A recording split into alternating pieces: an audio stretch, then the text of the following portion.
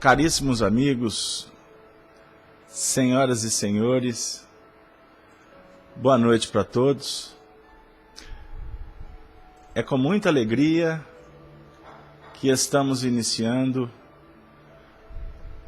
mais um programa em torno do livro O Apocalipse.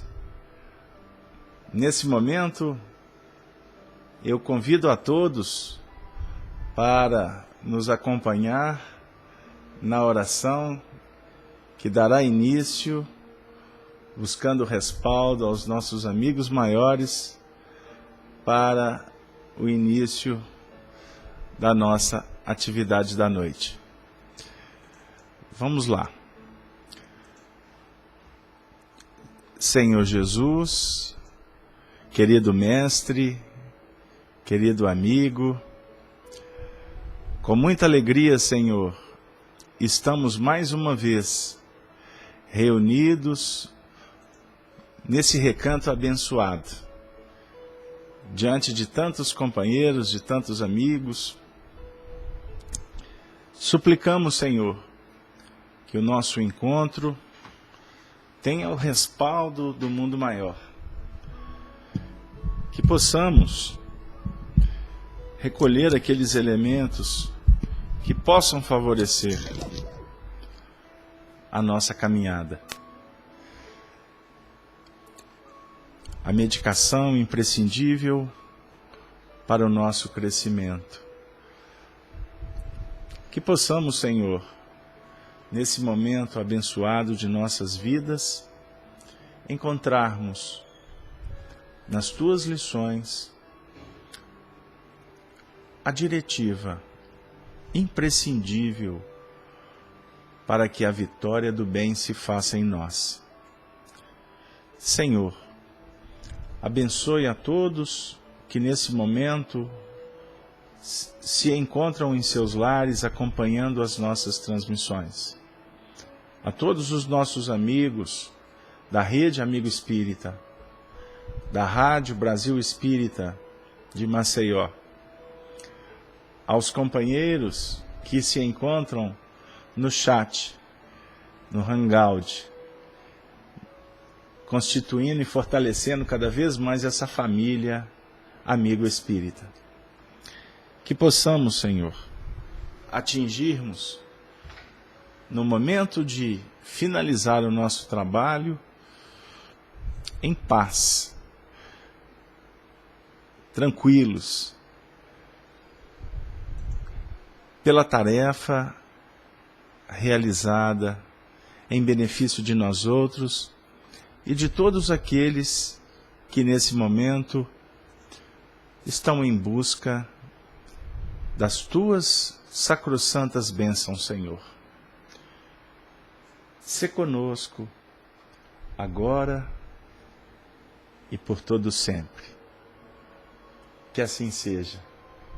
Graças a Deus. Graças a Deus. Queridos irmãos, boa noite novamente para todos que se encontram nesse momento conosco. Nós, inicialmente, gostaríamos de abraçar hoje carinhosamente ao nosso querido amigo André Sobreira, que na última quinta-feira esteve aqui com vocês, face a nossa ausência em cumprimento a uma tarefa no Grupo Sheila, Centro Oriente, aqui em Belo Horizonte.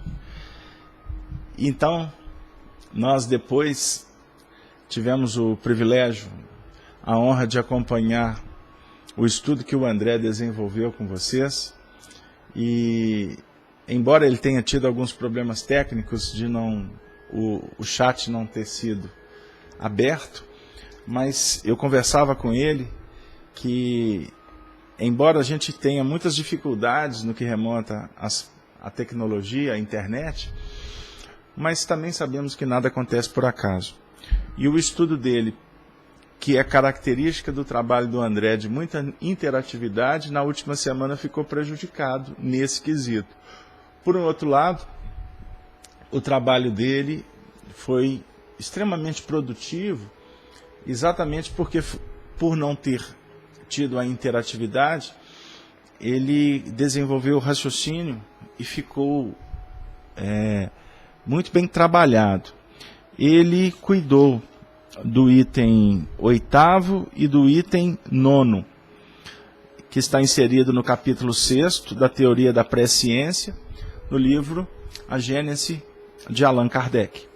Então, hoje, nós vamos trabalhar dando continuidade, sabendo que a nossa tarefa é atingir até o item 18º dessa Teoria da Presciência, para que depois a gente possa adentrar efetivamente ao livro Apocalipse de João, que é efetivamente o objetivo principal do nosso trabalho. Mas como já exaustivamente apresentado aqui, nós estamos tendo cuidado de fundamentar o nosso trabalho em Allan Kardec, trazendo as questões do profetismo, da presciência, da mediunidade, acima de tudo com um objetivo evangélico, para que o nosso trabalho tenha um transcurso bem doutrinário, porque a doutrina espírita, no dizer do nosso próprio codificador, é a chave que faltava para que possamos, quanto humanidade, adentrar nos portais das Escrituras, tirar o véu da letra e, com isso, compreendermos a nossa verdadeira trajetória espiritual a caminho do Senhor, da perfeição, do amor legítimo e, efetivamente, da paz. Então, sem delongas, nós vamos hoje trabalhar a partir do item 11º. E esse item, ele vai falar para nós, trazendo sobre o aspecto do Espiritismo um pouco do que vem a ser esta condição de fazer uma precognição, ou seja, antecipar, antever o futuro, que na realidade não é um mecanismo místico, não é um fenômeno que não se possa ser explicado. Como dito anteriormente por Allan Kardec, aqueles que podem, que têm autorização para trazer revelações quanto aos acontecimentos que estão a caminho dentro dos ciclos planetários de evolução, que remonta ao próprio planejamento do nosso sistema, eles têm a condição, portanto, de fazer deduções, quando não, acessando, de acordo com a hierarquia espiritual, ter, vamos dizer assim, acesso aos planos divinos. Vamos lá. Na questão, no item 11, quanto ao futuro do Espiritismo, os espíritos, como se sabe, são unânimes em afirmar o seu triunfo próximo, a despeito dos obstáculos que lhe criem. Fácil lhes é a previsão. Primeiramente porque a sua propagação é obra pessoal deles, concorrendo para o movimento ou dirigindo-o, eles naturalmente sabem que devem fazer. Em segundo lugar, basta-lhe entrever um período de curta duração. Vêem nesse período, ao longo do caminho, os poderosos auxiliares que Deus lhes suscita e que não tardarão a manifestar-se. Transportam-se os espíritas, embora sem serem espíritos desencarnados, há 30 anos apenas para diante, ao seio da geração que surge. Daí considerem o que se passa hoje com o Espiritismo. Acompanhem-lhe a marcha progressiva e verão consumir-se em vãos esforços os que se creem destinados a derrocá-lo. Verão que esses tais pouco a pouco desaparecem de cena e que paralelamente a árvore cresce e alonga cada dia mais as suas raízes. Então, Kardec faz um comentário em torno do Espiritismo para nos trazer uma ideia do que é fazer uma dedução das consequências futuras. Ao observar as raízes, a fundamentação, a coerência, a verdade que ele expressa, é simples, não é nada assombroso fazer, portanto, chegar na conclusão da vitória que é reservada à doutrina espírita. E a gente, antes de passar para outro tópico, gostaríamos de ressaltar que a visão que Allan Kardec tinha da doutrina espírita não era e não é de uma religião dentro de concepções humanas, dentro de estruturação institucionada ou institucionalizada. Pelo contrário, a doutrina espírita é uma proposta filosófica que remonta às indagações quanto ao progresso do espírito.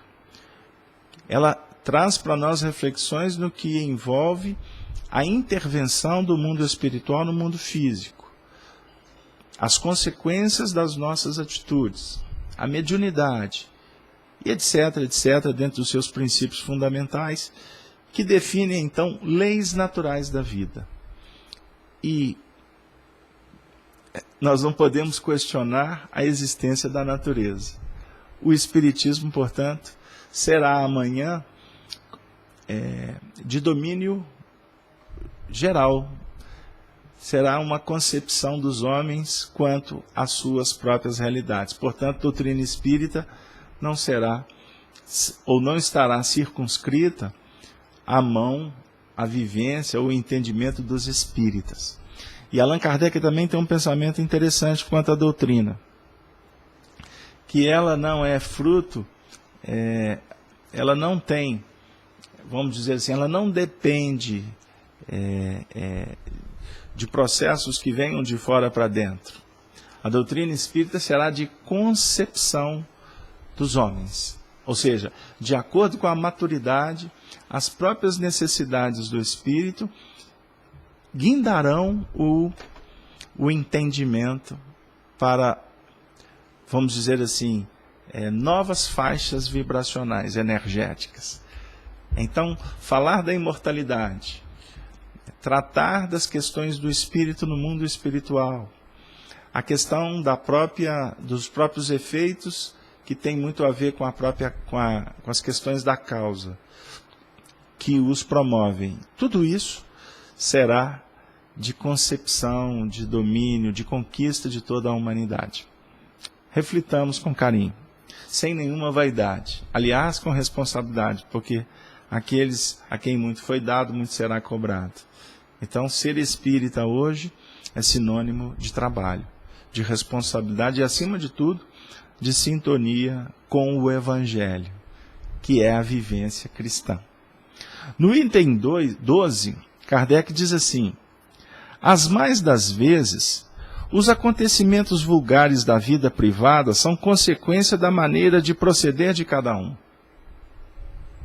Este, de acordo com as suas capacidades, com a sua habilidade, com a sua perseverança, prudência e energia, terá êxito naquilo em que outro verá malogrados todos os seus esforços, por efeito da sua inaptidão.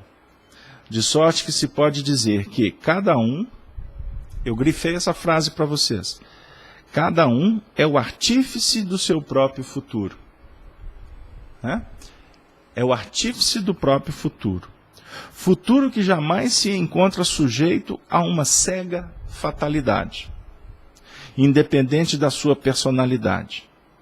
Conhecendo-se o caráter de um indivíduo, facilmente se lhe pode predizer a sorte que o espera no caminho por onde haja ele enveredado. Então, esse tópico 12 é importante para refletirmos quanto à nossa responsabilidade na escrita do nosso destino, que depende, portanto, de capacidade, de habilidade, de investimento, de bagagem, de sintonia com o mundo espiritual, de frequência vibracional.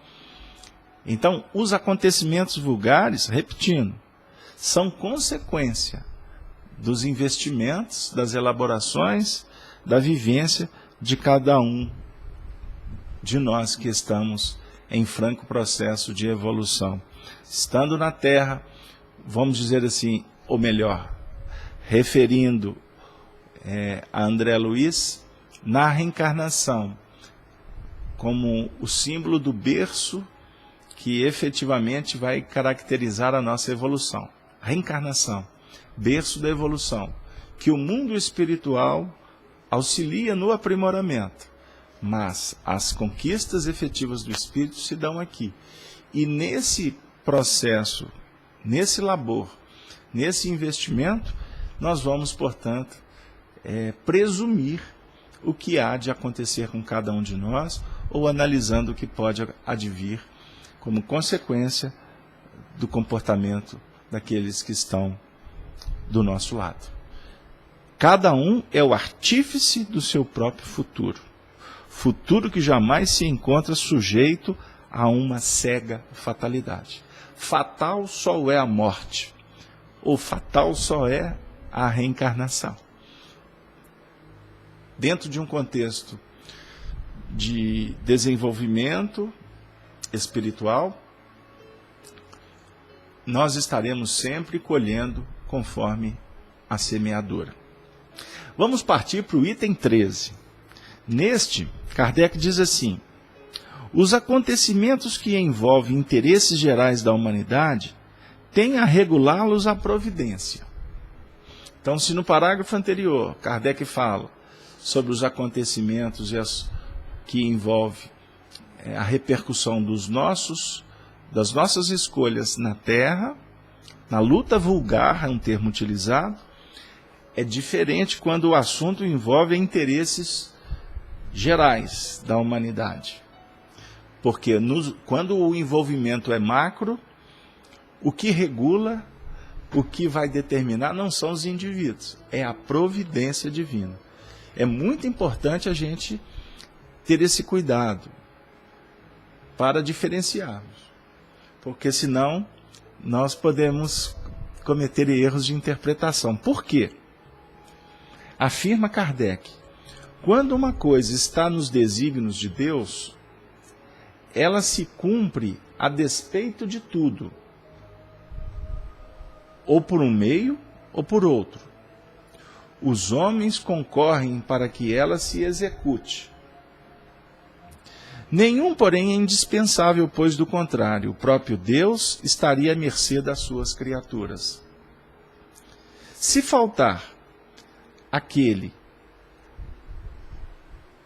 a quem incumba a missão de a executar, outro será dela encarregado. Não há missão fatal. Olha que interessante. Não há missão fatal. O homem tem sempre a liberdade de cumprir, ou não, a que lhe foi confiada e que ele voluntariamente aceitou. Se não o faz, perde os benefícios que daí lhe resultaria e assume a responsabilidade dos atrasos que possam resultar da sua negligência ou da sua má vontade.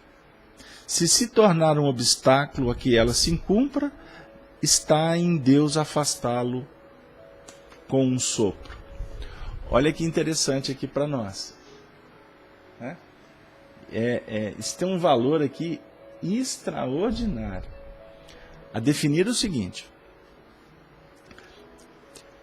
no que remonta o desenvolvimento do progresso da humanidade, que é regido pela providência divina, quando uma coisa está nos desígnios de Deus, ela se cumpre, ela se realiza, a despeito de tudo, da vontade dos indivíduos. Ela vai ser realizada. Os homens que vão concorrer, ou seja, que vão participar para que a obra divina se cumpra, serão bem-aventurados, né? Por participarem do processo. Mas são como que instrumentos que estão tendo a oportunidade, que estarão tendo a oportunidade de participar. Agora, se algum desses, vamos dizer assim, sair do contexto, ou se tornar empecilho para que a obra se realize, é competência da providência divina retirá-los.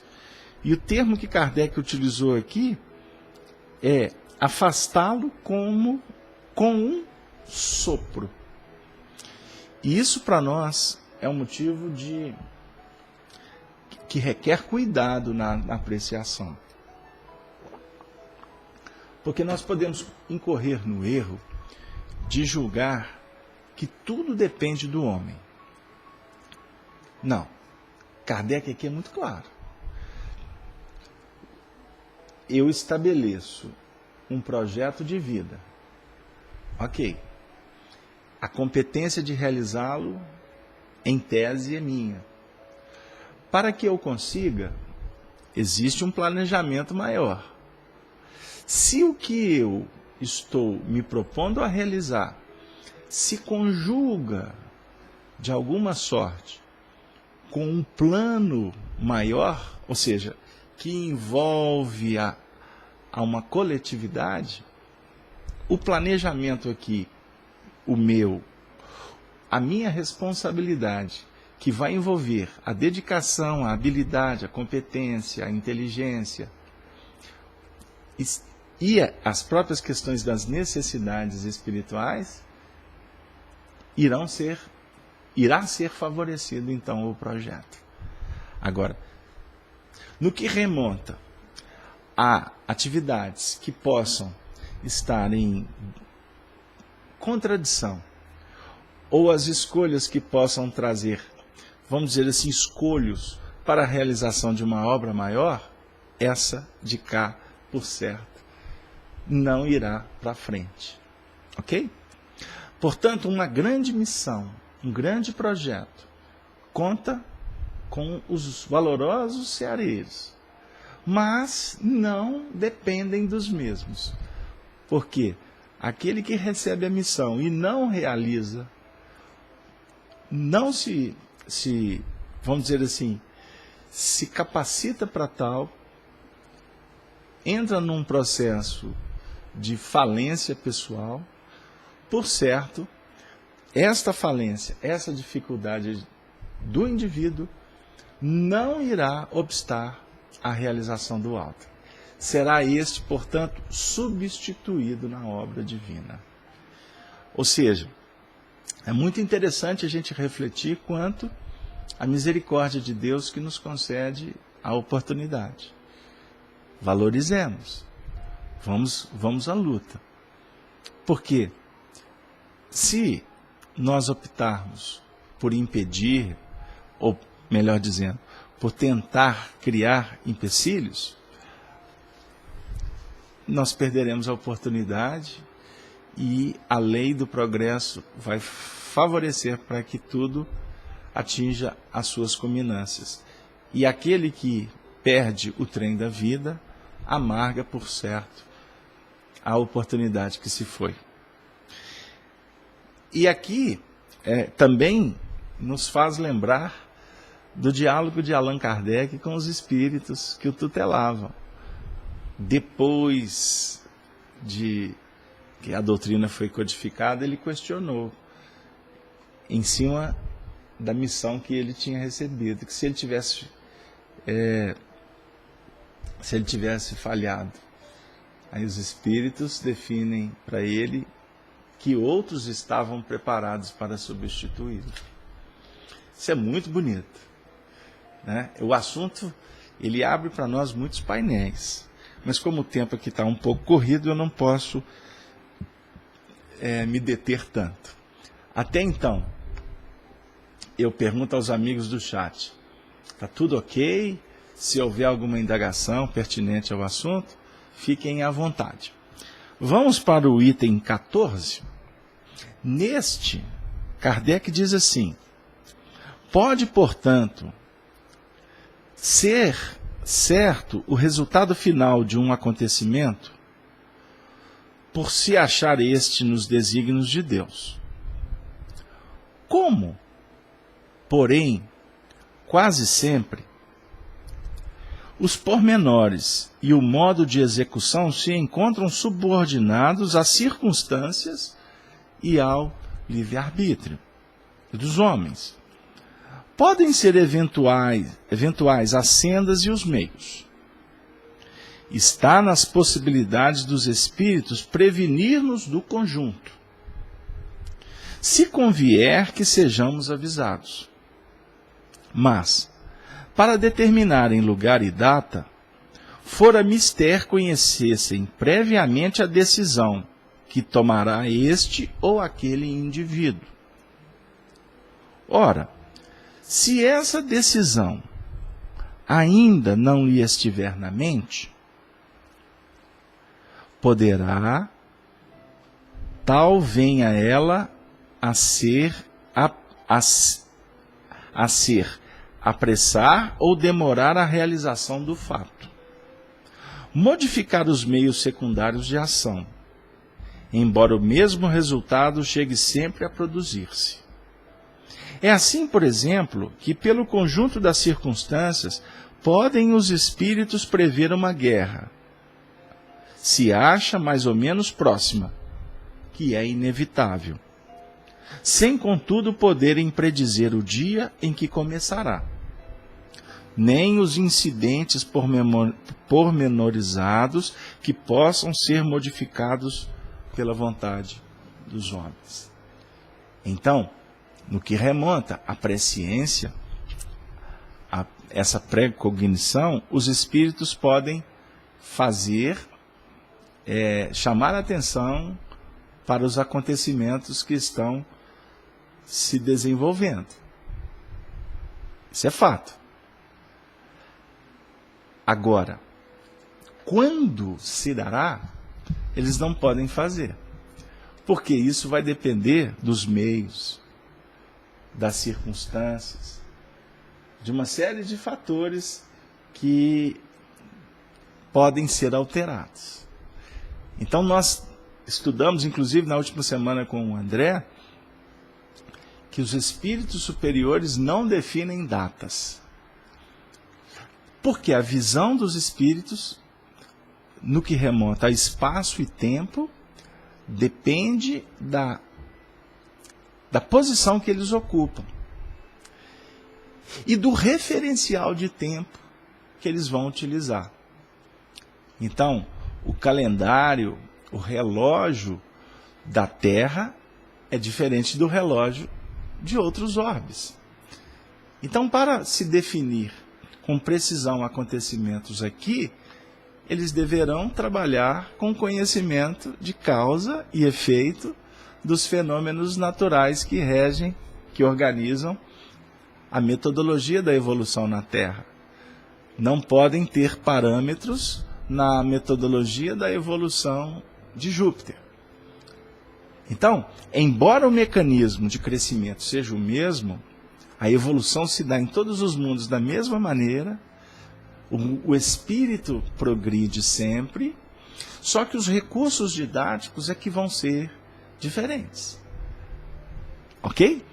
Então, tudo na vida depende de circunstância e do próprio livre-arbítrio.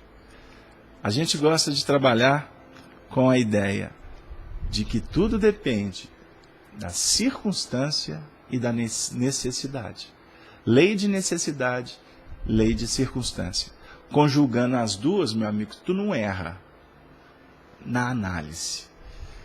Você tem tudo para acertar. Inclusive, na interpretação do que vai acontecer a partir da aplicação da lei de circunstância e de necessidade. Então, ninguém é tão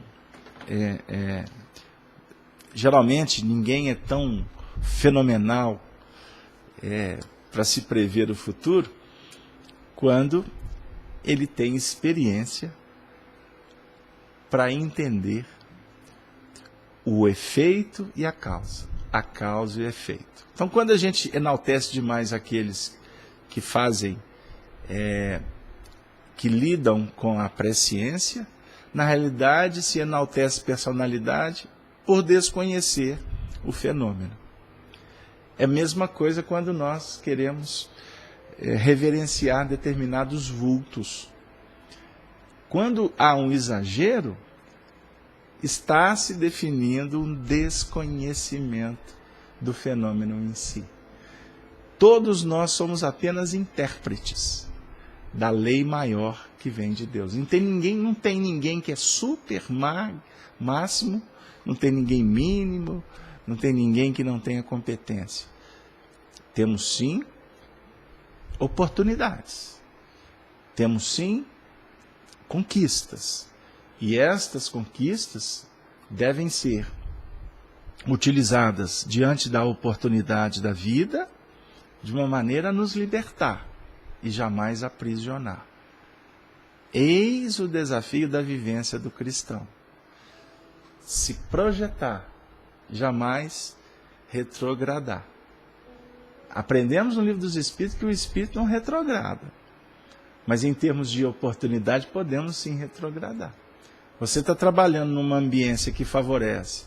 Se a gente não aproveita a oportunidade, teremos que trabalhar numa ambiência, numa circunstância com muito mais dificuldades. É da lei. Não é que vamos pagar, que somos criminosos, que somos isso ou aquilo. A gente muitas vezes utiliza essas prerrogativas didáticas para elucidar um fato. Mas, na realidade, o fenômeno é muito simples. Semeou, colheu. Aprendendo a semear, semearemos com mais amplitude, com mais qualidade, com mais eficiência, lidando com o tempo, com os grãos, com os ciclos, com a mão de obra, com a boa vontade.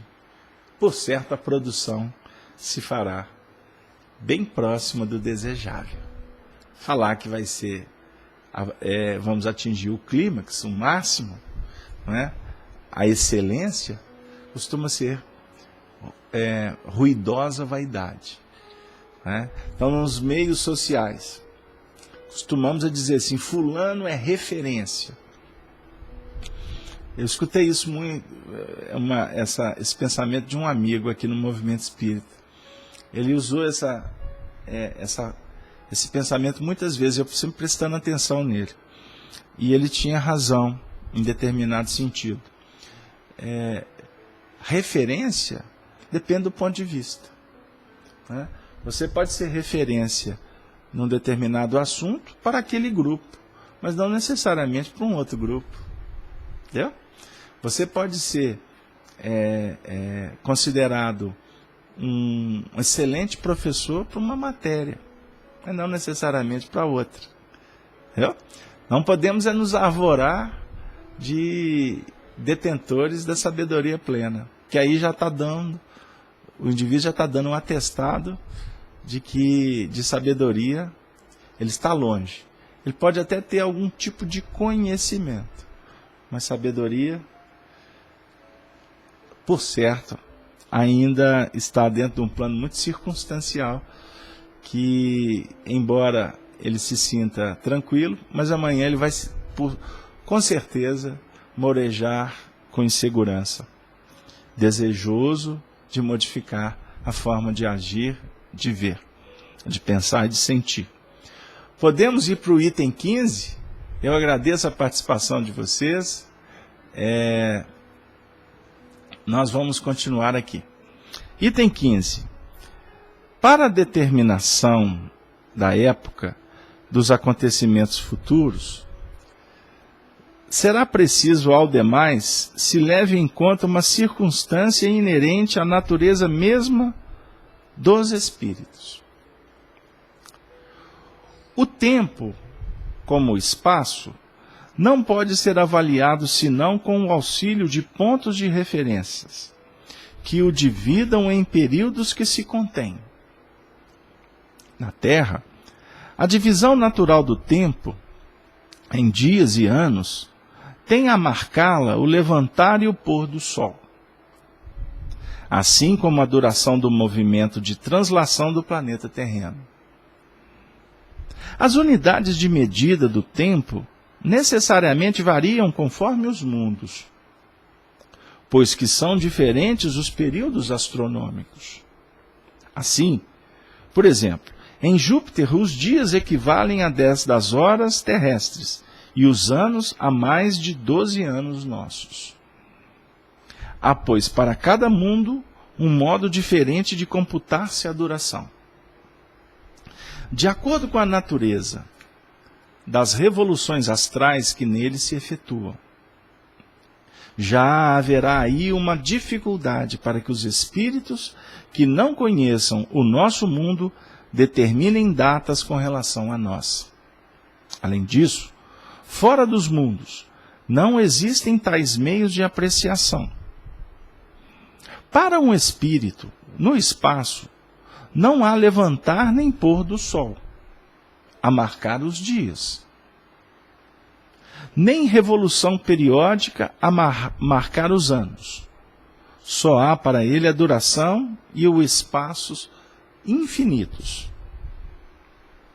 Aquele, portanto, que jamais houvesse vindo à Terra, nenhum conhecimento possuiria dos nossos cálculos, que, aliás, lhe seriam completamente inúteis. Mais ainda, aquele que jamais houvesse encarnado em nenhum mundo, nenhuma noção teria das frações da duração. Quando um espírito estranho à Terra vem aqui manifestar-se, não pode assinar datas aos acontecimentos, senão identificando-se com os nossos usos. Ora, isso sem dúvida lhe é possível, porém, as mais das vezes, ele nenhuma utilidade descobre nessa identificação. Então, antecipei um pouco do que está nesse contexto aqui. Ou seja, para precisar as datas, os espíritos terão que utilizar parâmetros, recursos que tenham a ver com aquele espaço, com aquela metodologia de cálculo.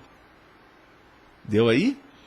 Então, nós devemos ser cuidadosos quando há uma definição de datas. É muito importante estarmos atentos a isto, para não sermos, inclusive, mistificados ou nos tornar, inclusive, mistificadores. No plano da relação com os espíritos, todo cuidado é pouco. Sempre será pouco. Observe, no nosso momento de transição planetária, nós estamos o tempo todo sendo visitados por revelações, por profecias. Eis que chega para nós, portanto, um convite, a partir de uma reflexão como essa,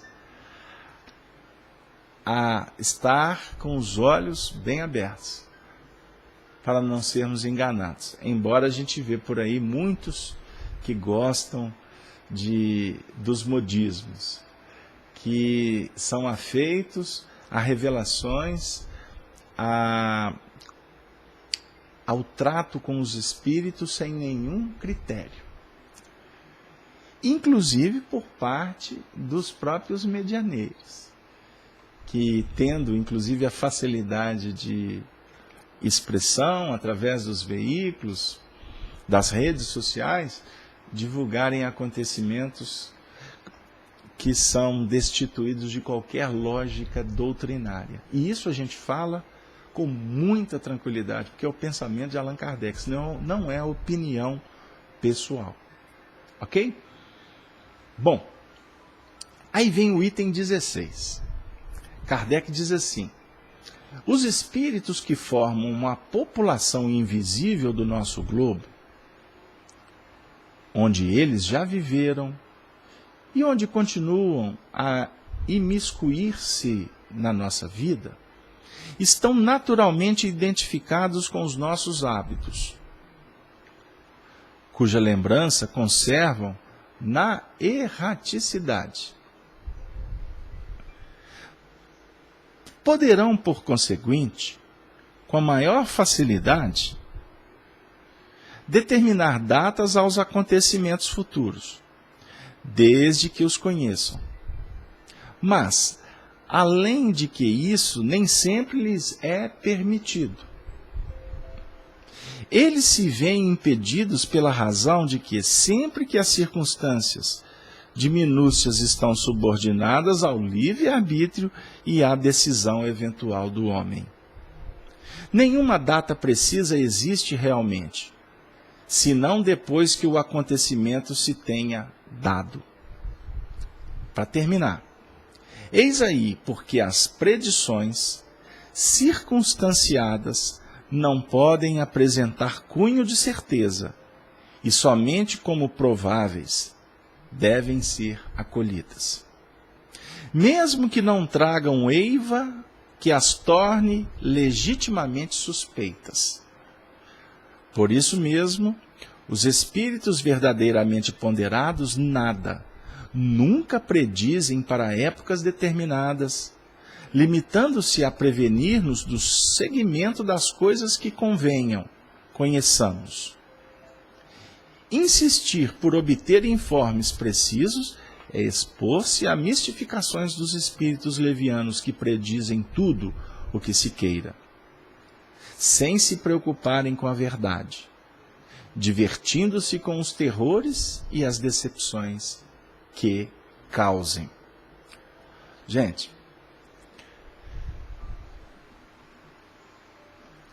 esse assunto aqui para nós é tão interessante, é tão importante, que a gente acaba, de uma maneira muito natural, a gente, como é que eu vou dizer? A gente busca parâmetros.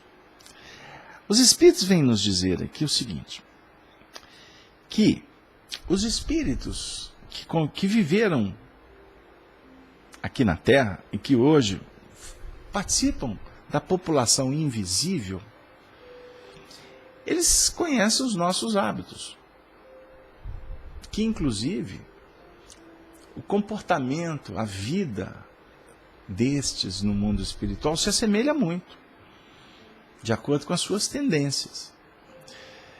Eles podem determinar datas aos acontecimentos futuros, desde que os conheçam.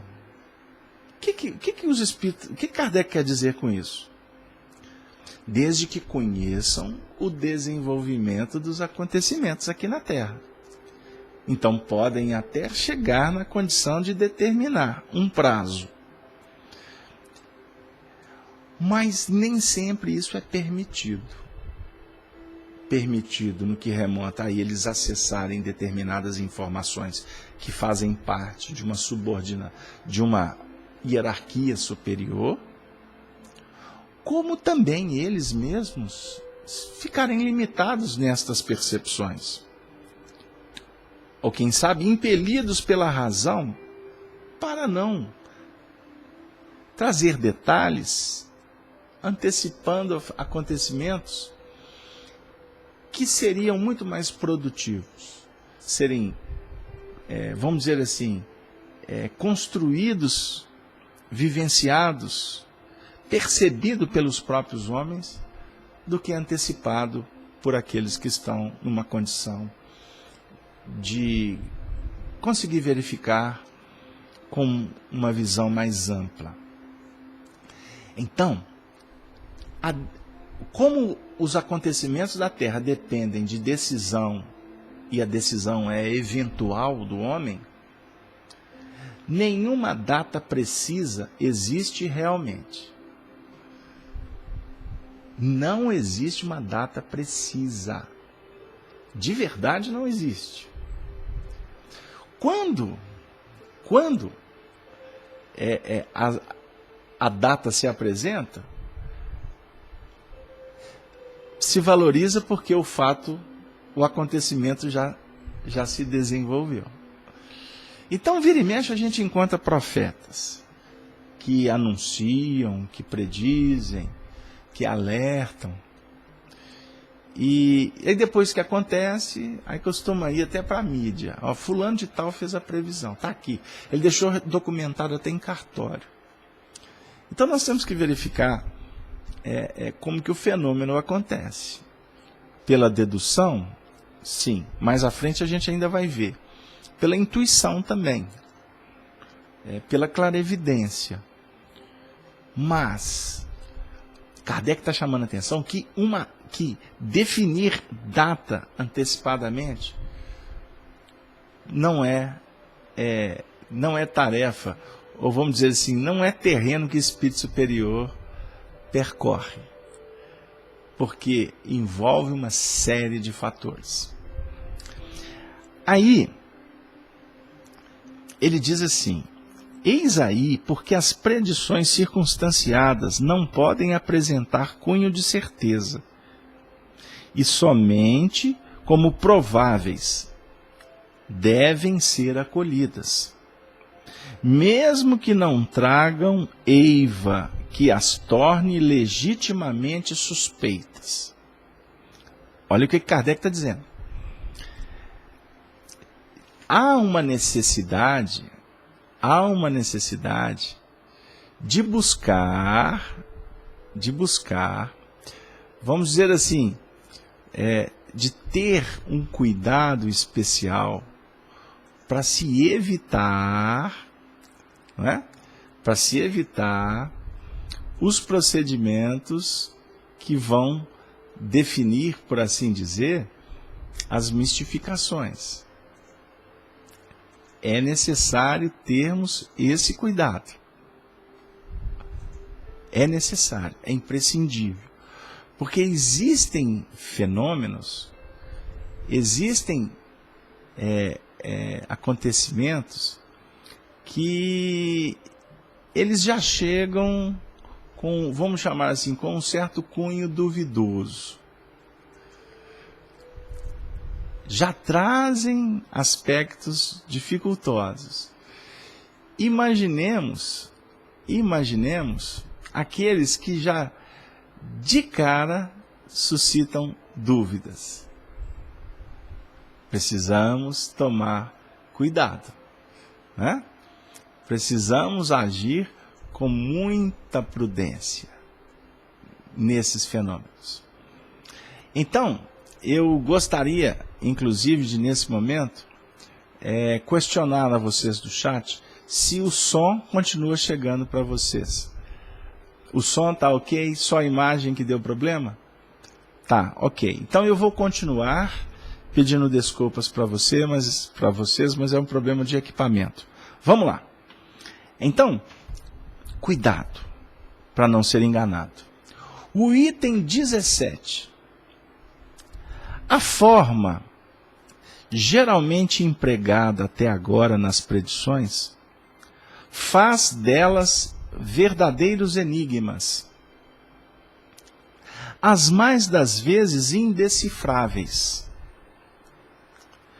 Esta forma misteriosa e cabalística de que Nostradamus nos oferece o tipo mais completo, lhes dá certo prestígio perante o vulgo, que tanto mais valor lhes atribui, quanto mais incompreensíveis se mostrem. Pela sua ambiguidade, elas se prestam a interpretações muito diferentes, de tal sorte que, conforme o sentido que se atribua a certas palavras alegóricas ou convencionais, conforme a maneira por que se efetue o cálculo, singularmente complicado das datas, e com um ponto de boa vontade, nelas se encontram quase tudo o que se queira. Seja como for, não se pode deixar de convir em que algumas apresentam um caráter sério e confundem pela sua veracidade. É provável que a forma velada tenha tido em certo tempo uma razão de ser e mesmo sua necessidade. Hoje, as circunstâncias são outras. O positivismo do século dar-se-ia mal com a linguagem sibilina. Daí vem que presentemente as predições já não se revestem destas formas singulares. Nada tem de místicas as que os espíritos fazem. Eles usam a linguagem de toda a gente, como teriam feito quando vivos na Terra, porque não deixaram de pertencer à humanidade. Avisam-nos das coisas futuras, pessoais ou gerais. Quando necessário, na medida da perspicácia de que são dotados. Como fariam conselheiros e amigos? Suas previsões, pois, são antes advertências do que predições propriamente ditas, as quais implicariam numa fatalidade absoluta. Além disso, quase sempre motivam a opinião que manifestam, por não quererem que o homem anule a sua razão sobre uma fé cega e desejarem por esse último lhe aprecie a exatidão. Então, Allan Kardec, vem falar para nós, inclusive dando um exemplo de Michel de Nostradamus, que viveu no século XIV, final do século XIV, início do século XV. Não é isso? Ele fazia as suas profecias, chamadas centúrias, baseada em cálculos. Estudando a história das profecias, nós vamos, inclusive, compreender que elas, ou a profecia, ela tem um fundamento científico. É utilizado por aqueles que dominam o conhecimento desta ciência, equações que favorecem o desenvolvimento intuitivo do profeta ou do médium.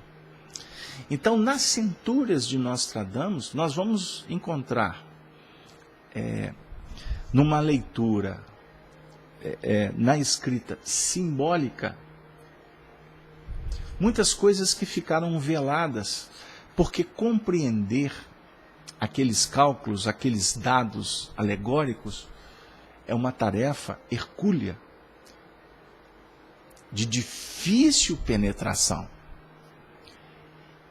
E, inclusive, eu estou buscando na memória, mas os estudiosos, os entendidos, aqueles que mergulharam na tentativa de interpretar as centúrias de Michel de Nostradamus,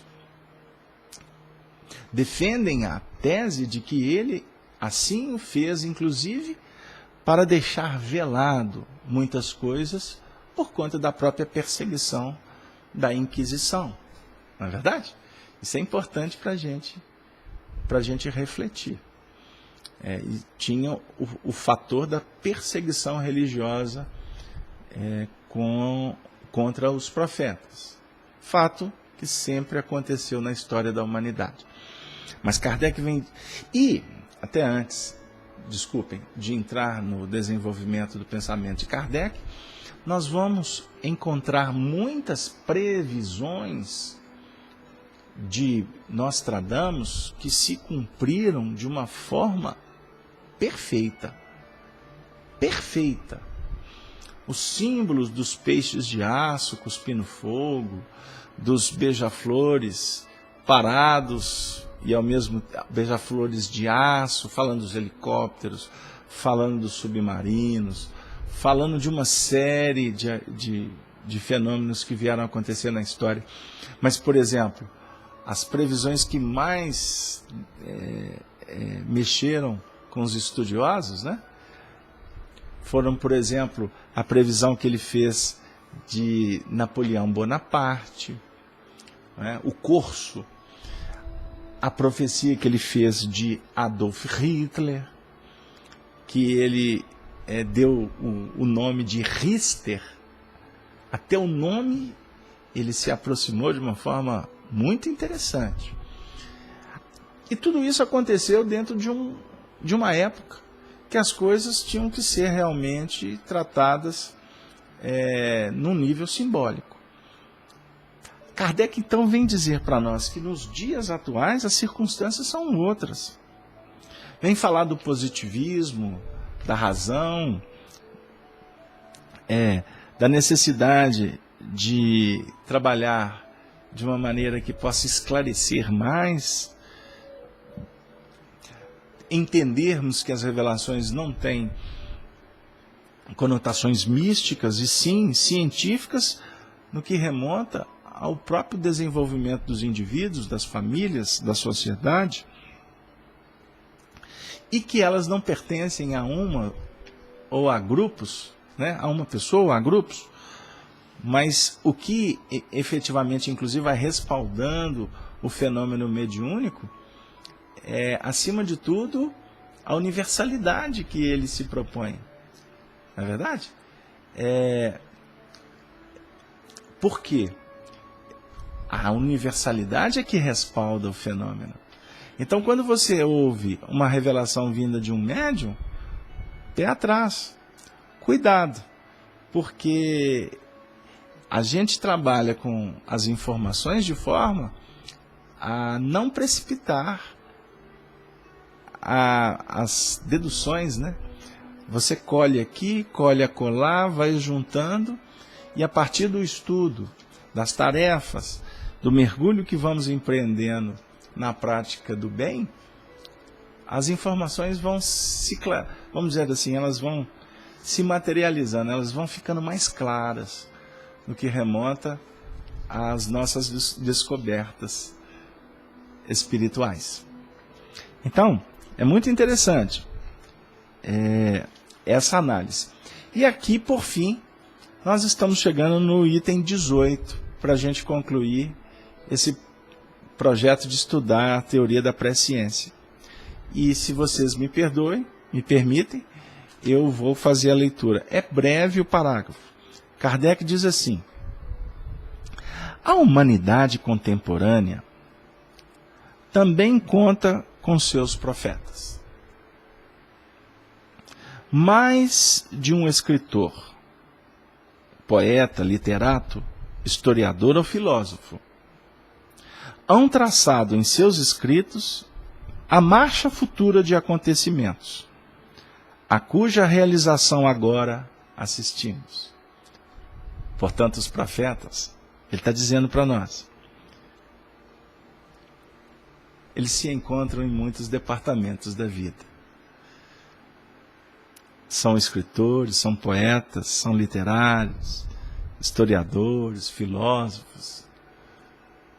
Somos todos nós que podemos estar diante dos profetas, para não dizer sermos os profetas. E aí vem uma alertiva de Jesus quanto ao falso Cristo e ao falso profeta. E é por isso que nós estamos estudando a doutrina espírita. É por isso que nós estamos aqui em busca do esclarecimento, para aplicarmos na nossa vida pessoal, aplicarmos o Evangelho, desenvolver a nossa conduta moral. Kardec vem dizer, essa aptidão, sem dúvida, decorre muitas vezes da retidão do juízo, no deduzir as consequências lógicas do presente. Mas de outras vezes também resulta de uma especial clarevidência inconsciente ou de uma inspiração vinda do exterior. O que tais homens fizeram quando vivos podem, com razão mais forte e maior exatidão, fazer no estado de espíritos livres, quando não tem a visão espiritual obscurecida pela matéria. Olha que beleza! Extraordinário esse conteúdo aqui para nós. Retidão de juízo para deduzir as consequências lógicas do presente. Mas também o desenvolvimento da clarividência, revelação do futuro, vínculo com o conhecimento do pretérito, do planejamento espiritual, ou por que não dizer, do contato com os benfeitores durante o sono físico, o que favorece o despertamento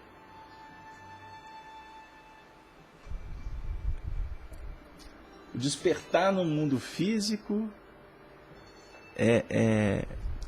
naquela condição de recordar o que aconteceu no mundo espiritual. Isso é extremamente interessante para a gente refletir, porque nem sempre nós estamos, vamos dizer assim, dando atenção devida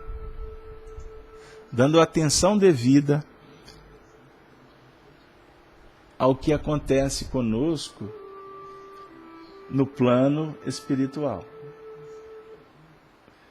Porque todos nós,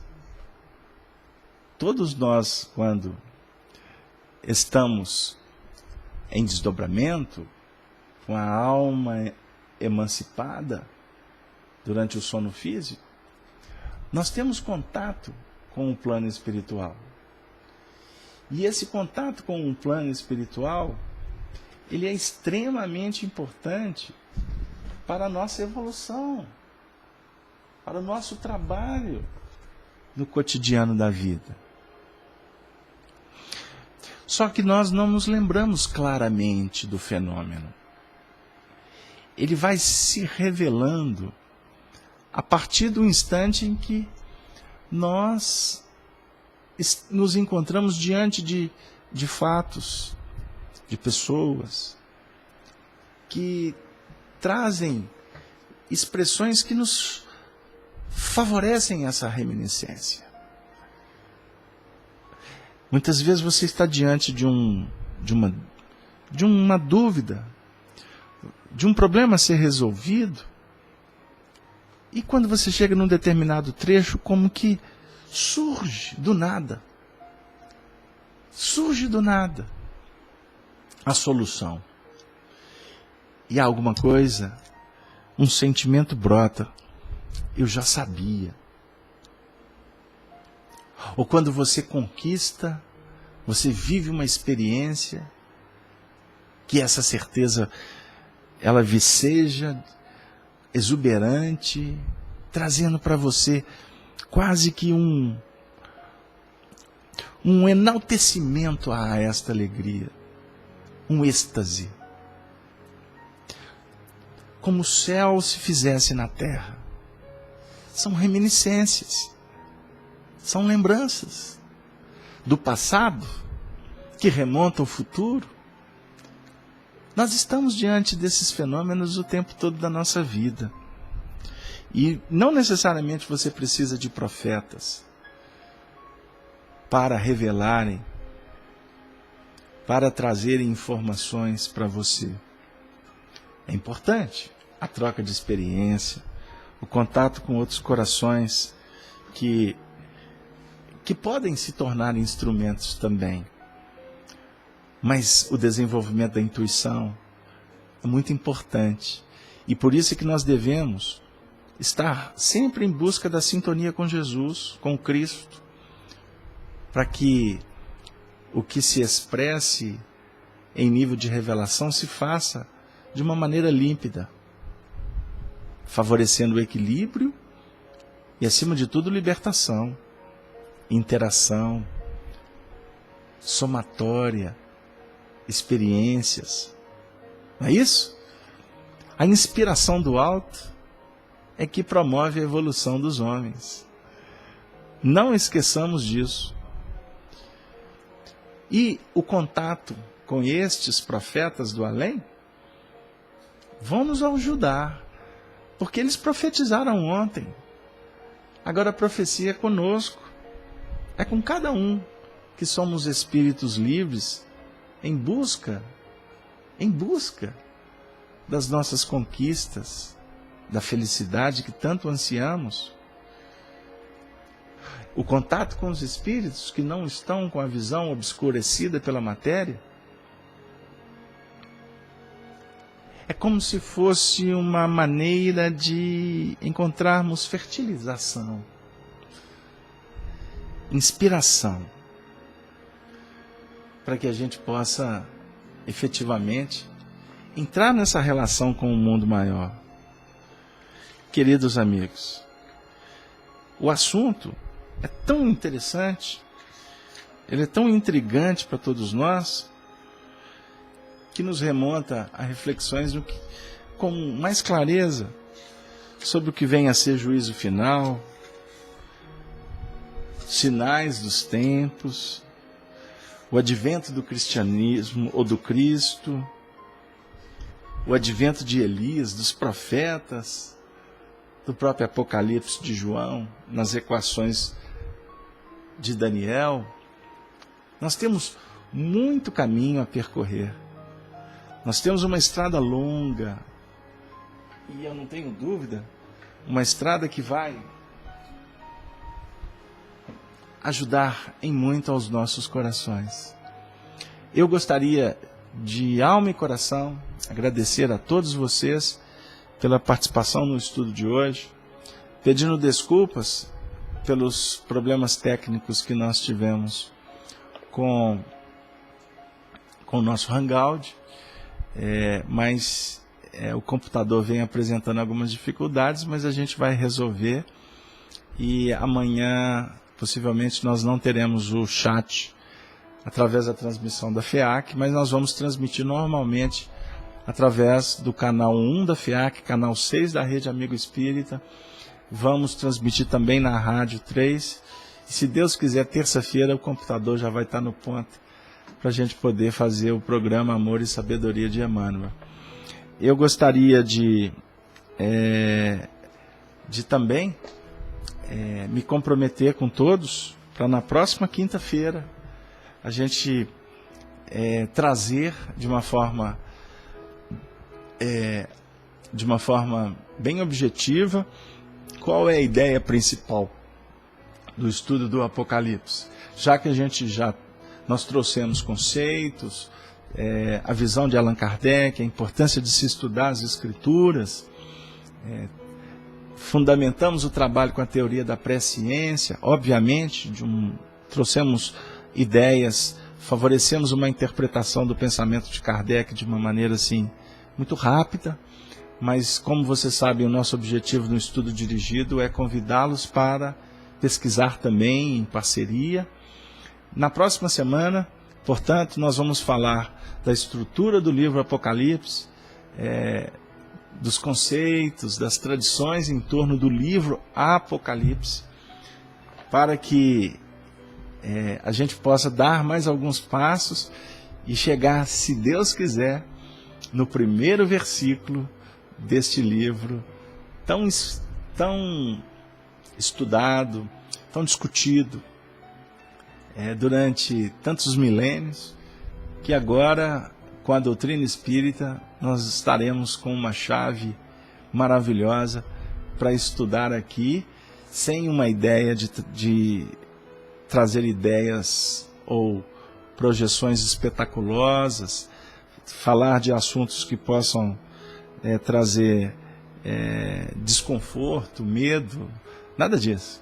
Nós vamos trabalhar o livro Apocalipse de uma maneira a interpretá-lo em espírito e verdade, à luz da doutrina espírita, e trazendo o Cristo operacional as projeções de luz, esse nosso intercâmbio com Deus, de sorte a entender que o Apocalipse está em perfeita consonância com todos os livros do Antigo Testamento, do Novo Testamento, porque a obra é uma só.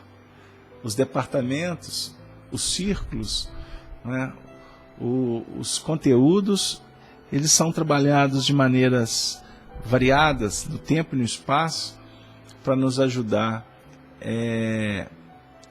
a compreender o tratado da evolução em nível íntimo.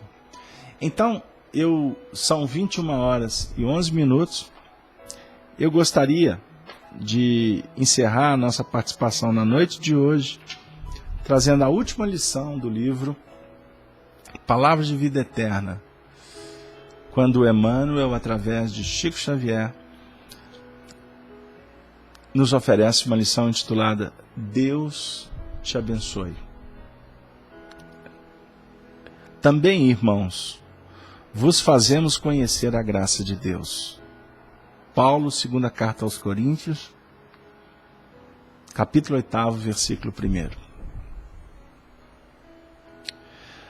Acreditas-te frágil, mas Deus te suprirá de energias. Reconheces a própria limitação, mas Deus te conferirá crescimento. Afirmas-te sem ânimo, mas Deus te propicia coragem. Declaras-te pobre, mas dispões das riquezas infinitas de Deus. Entendamos, porém, que o processo de assimilar os recursos divinos será sempre o serviço prestado aos outros. Não alegues assim fraqueza, inaptidão, desalento ou penúria para desistir do lugar que te cabe no edifício do bem. Pela hora de otimismo com que amparas o trabalho dos companheiros, Deus te abençoa. Pelo gesto silencioso com que escoras o equilíbrio geral, Deus te abençoa. Pela frase caridosa e esclarecedora com que asseguras o entendimento fraterno, Deus te abençoa. Pela migalha de socorro ou de tempo que despendes no apoio aos necessitados, Deus te abençoa. Pela atitude de tolerância e serenidade à frente da incompreensão, Deus te abençoa. Convivemos sem dúvida com almas heróicas, habilitadas aos mais altos testemunhos de fé em Deus, através do sacrifício pela felicidade dos semelhantes. Mas Deus que abençoa o rio, capaz de garantir as searas do campo, abençoa também a gota de orvalho que ameniza a sede da rosa. Se erros e desacertos nos marcaram a estrada até ontem, voltemo-nos para Deus com sinceridade, refazendo a esperança e suportando sem mágoa as acusações do caminho. O homem, às vezes, passa enojado à frente do charco, sem perceber que Deus alentou no charco os lírios que lhe encantam a mesa. À face disso, se alguém te censura, ouve com paciência. Se existe sensatez na repreensão, aproveita o conselho. Se for injusto o reproche, conserva a alma tranquila, na limpeza da consciência. Em qualquer dificuldade, arrima-te à confiança, trabalhando e servindo com alegria, na certeza invariável de que Deus te abençoa e te vê. na certeza invariável de que Deus te abençoa e vê. O Senhor nos abençoando e observando cada passo que está sendo dado. É para nós um motivo de glória. É um convite ao agradecimento eterno. Porque o Senhor da vida nos oferece, em revelações inquestionáveis, o seu sacrossanto amor. E sem nada nos cobrar, Ele, o Senhor, apenas nos convida, chamando-nos para o retorno da casa paterna, da morada do Espírito, a morada da paz, que se apoia em virtudes que favorecem o trabalho, o esforço, o suor, o sorriso, que também traz lágrimas. O Senhor revela a vida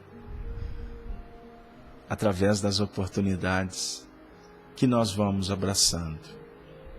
Não menospreze o tempo. Não desvalorize pessoas. Não postergue o trabalho. O trabalho é a dignificação. Representa a realização. As conquistas do próprio coração. Que Deus, Senhor da vida, que a tudo vê, continue nos abençoando. E por certo Ele há de abençoar. E que nós, seus filhos, possamos também abençoar a vida, dizendo sempre: obrigado, Senhor. Obrigado a você, amigo da Rede Brasil, da Rede Amigo, você que está na sua casa, você que compreendeu as dificuldades técnicas, sabendo que nós tentamos fazer o que é possível. Mas as suas preces, a sua compreensão vai nos dar o incentivo suficiente para transformar as pedras em pães e fazer do roseral a morada das flores, das bênçãos, sob a égide de Maria Santíssima e do nosso Mestre Senhor Jesus. Estudemos Kardec, vivamos Kardec, porque só Kardec vai nos dar a chave para a libertação definitiva, a caminho da redenção, da ascensão, do amor com Deus. Com Deus, nós nos despedimos dizendo: Ave, Ave, Ave Cristo. Tenham todos uma excelente noite, um belo descanso, viagens espirituais, para que amanhã, sexta-feira, o dia 18 de setembro, seja mais um dia de muita alegria. Um beijo no coração de todos, dos amigos para sempre, das terras, das Minas